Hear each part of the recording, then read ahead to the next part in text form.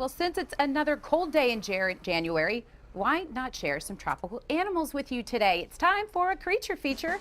Reptile expert and president of Forgotten Friend Reptile Sanctuary, Jesse Rothacker, joins us along with some special reptile friends. You know me, and you know that I always freak out about things, especially snakes. Right. And I first saw these Tegus, and I was a little alarmed, but now they're my friends. They are so lovable. I love them. They are like little puppies. They really are. Tell us about them. There are two kinds of really highly intelligent lizards here on Earth. A lot of people have heard of monitor lizards, which includes the Komodo dragon, the world's biggest lizard. And monitor lizards are found in Africa, Asia, Australia, but these guys are different. They're from the Americas. They're called Tegus, which is a fun word to say. Say Tegu. Tegu. You're welcome. So the Tegus, spelled T-E-G-U, and you'd have to travel all the way south of the equator to find these guys. You find them in southern South America. Highly intelligent, highly curious lizards. They like to hunt for most of their food. They're technically omnivores. They will eat some fruit, although they like to find small animals and eggs and bugs to eat.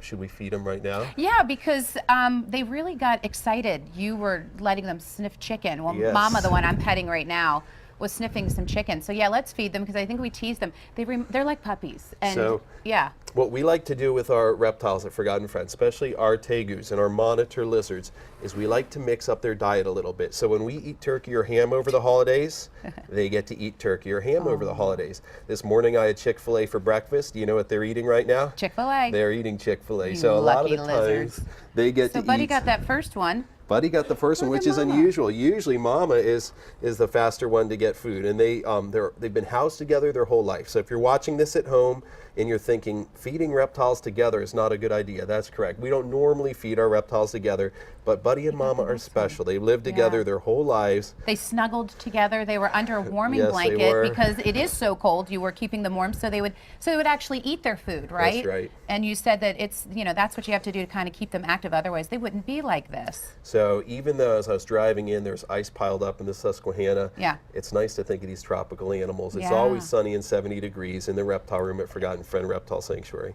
Yeah. Now the other thing is that you say that these are pretty good pets, right? Yeah.